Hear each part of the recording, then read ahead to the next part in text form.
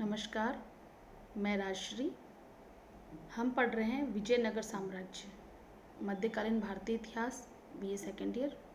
इसमें टॉपिक है जो मोहम्मद बिन तुगलक था, उसकी जो अनेक योजनाएं उसने बनाई, उसके कारण उसके काल में अनेक विद्रोह हुए और इन विद्रोहों के फलस्वरूप जो अव्यवस्था फैली थी, उसी के कारण जो सुदूर दक्षिण में दो राज्यों का उदय हुआ।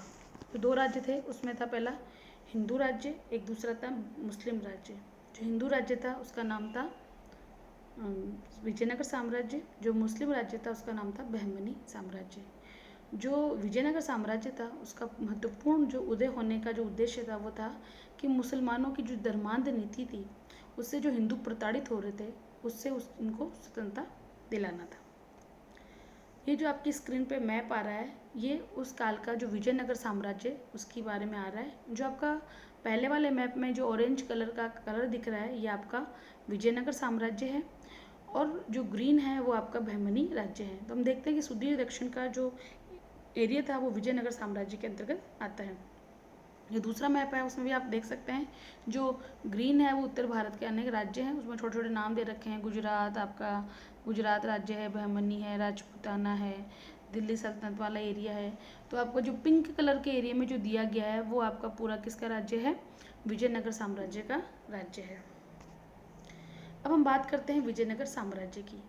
विजयनगर मध्य युग में दक्षिण भारत का एक हिंदू राज्य था।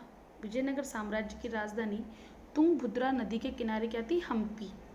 विजयनगर साम्राज्य की स्थापना 1336 ईस्वी में किसने की? हरिहर और बुक्का नामक दो भाइयों ने की। इनके जो गुरु थे उनका नाम था माधवारण्य।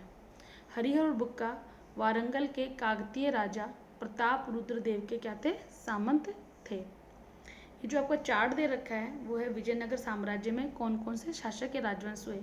जो पहला राजवंश था वो था संगम वंश था, दूसरा सलूब वंश, तीसरा तुलु और चौथा अरिवाडु या अरविंद वंश। ठीक है, इसमें इनके संस्थापक और इनके कार्यकाल में जानकारी दी गई है। सबसे पहले हम बात करेंगे संगम वंश की।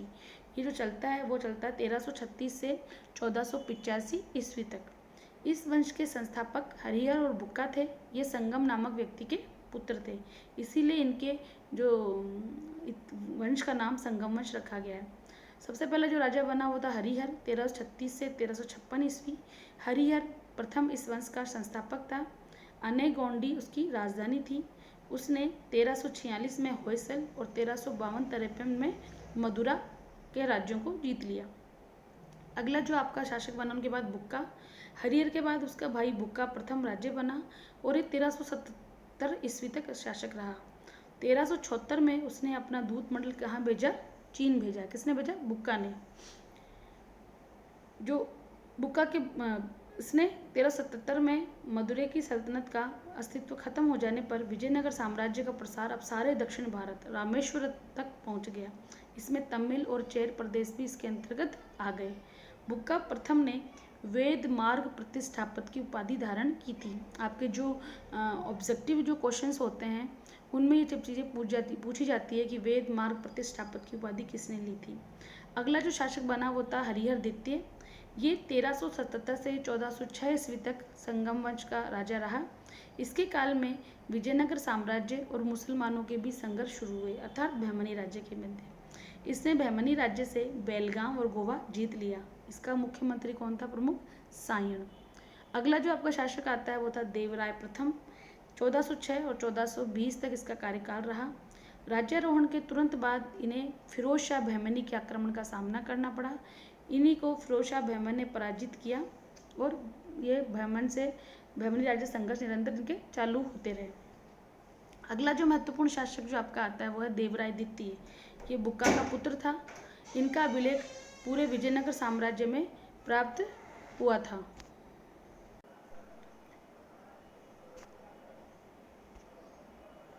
जो देवराय द्वितीय थे ये बुक्का का पुत्र था। इनके अभिलेखों से ज्ञात होता है कि इन्हें गज बेटकर अर्थात हाथियों का शिकारी की उपाधि मिली। किसके? देवराय द्वितीय को। इनको इम्माडी देवराय या प्रोट देवराय भी कहा जाता है।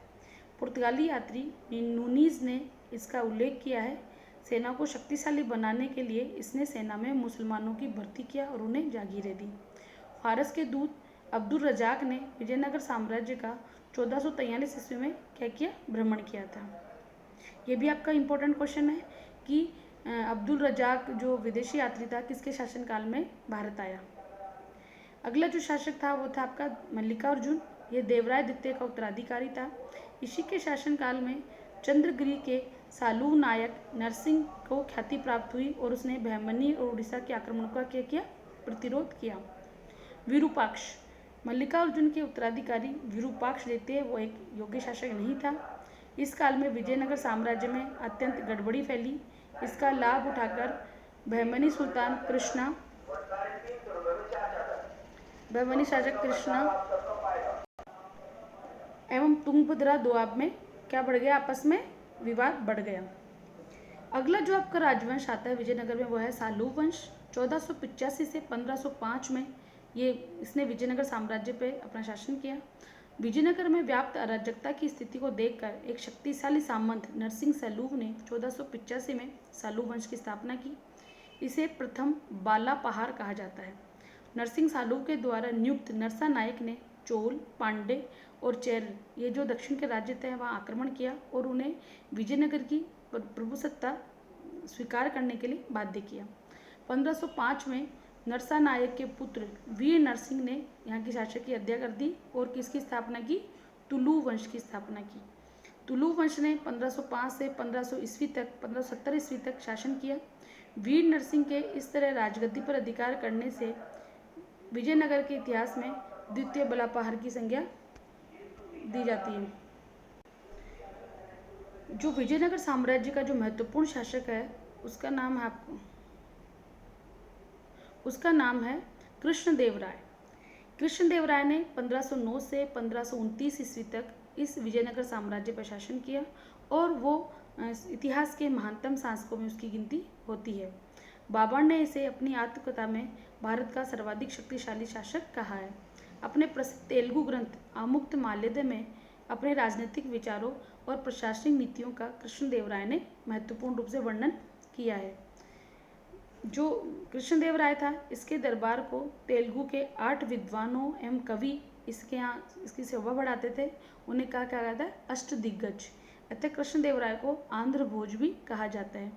यहाँ कुछ रचनाएं हैं जो उसके काल में हुई, उनके नाम में दे रखे हैं, ठीक है। जैसे अलसादीन मैदन ने मनु चरित्र, स्वारोचित, संभक्त, हरि कथासार आदि की इसने रचना की। तो ये जो व्यक्ति थे इनको आश्रय किसने दिया, कृष्णदेवराय ने दिया। इन्होंने अनेक मंदिरों, मंडपों, तालाबों आदि का निर्माण करवाया। अपनी राजधानी विजयनगर के निकट नागलापुर नामक नगर की इसने स्थापना की। डोमिगो पायस और बारबोस नामक पुर्तगाली यात्री इसी के शासनकाल में विजयनगर की यात्रा के लिए आए। कृष्णदेवराय ने बंजर और जंगली भूमि को कृषि योग्य बनाने की कोशिश की। इन्होंने विवाह कर जैसे अलोकप्रिय करों को समाप्त किया। इसने हजारा मंदिर और विठल स्वामी मंदिर का निर्माण करवाया। किसने, कृष्णदेवराय ने। कृष्णदेवराय की मृत्यु के बाद अच्युत देवराय शासक बना।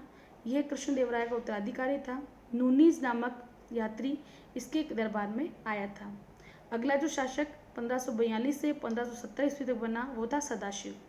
इसके शासन की वास्तविक स्थिति अरविंदु वंशीय मंत्री रामराय के हाथों में थी। इसने सेना में बहुत सारे मुसलमानों की नियुक्ति की थी।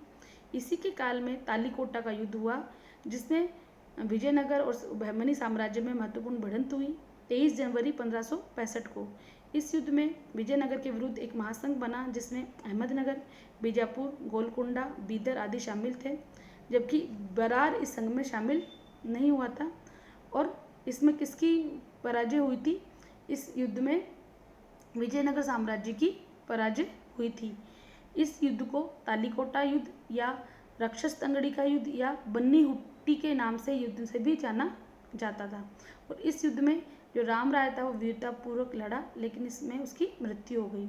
इस युद्ध का वर्णन यूरोपीय यात्री सेवेल ने अपनी पुस्तक विजयनगर ए फॉरगॉटन एम्पायर में भी किया है। अर्थात ये जो युद्ध था इसमें जो अब विजयनगर साम्राज्य थोड़े दिन और चला, लेकिन वो पूर्ण रूप से धराशायी हो गया था। 1570 से 1652 में जो अरविंदु वंश ने इस विजयनगर पर साम्राज्य में शासन किया। तालीकोटा के बाद रामराय के विरुद्ध तिरुमाल ने वेनागोंडा को विजयनगर के स्थान पर राजधानी बनाया। 1570 ईस्वी में उसने तुलु वंश के अंतिम शासक सदाशिव को अपदस्थ कर अरविंदु वंश की स्थापना की। 1612 में राजा अडियार ने वेंकट द्वितीय की अनुमति लेकर श्रीरंगपट्टनम की सूबेदारी को नष्ट करने पर मैसूर राज्य की स्थापना की। श्रीरंग तृतीय विजयनगर का अंतिम शासक था और इसके साथ ही महान विजय साम्राज्य का अंत हो गया और विजयनगर साम्राज्य एक छोटा सा राज्य बनकर रह गया। तो हम देखते हैं जो ये अपने राजनीतिक इतिहास पढ़ा विजयनगर साम्राज्य का कि इसमें 4 महत्वपूर्ण राजवंश रहे, लेकिन उसका आपसी संघर्ष निरंतर तुंगभद्रा दोआब को लेकर या अन्य नदियों की सीमाओं के लेकर किससे विरुद्ध होता रहा, बहमनी साम्राज्य होता रहा और निरंतर इन आपसी संघर्ष के कारण इनकी स्थिति धीरे धीरे क्या होने लगी, कमजोर होने लगी और अंत में जो युद्ध लड़ा गया राक्षस तंगड़ी का युद्ध, इसमें विजयनगर साम्राज्य पूर्ण रूप से धराशायी हो गया। जो महत्वपूर्ण जो शासक है वो आपका कृष्णदेवराय था। उसके काल में इस राजवंश की बहुत अधिक उन्नति हुई, सांस्कृतिक विकास हुआ, आर्थिक विकास हुआ, कला के क्षेत्र में भी महत्वपूर्ण रूप से विकास हुआ। इन सब की चर्चा हम अगले वाले टॉपिक में करेंगे, जहां हम विजयनगर के साम्राज्य की शासन व्यवस्था की बात करेंगे, उस साम्राज्य में जो कला संस्कृति का विकास हुआ, उस काल में समाज क्या था उसकी बात करेंगे। अगर आपका क्वेश्चन आता है विजयनगर साम्राज्य के राजनीतिक इतिहास के बारे में बताइए, तो आपको ये सारे चारों राजवंश हैं उनके बारे में बताना पड़ेगा। इसी के साथ ये टॉपिक खत्म होता है। धन्यवाद।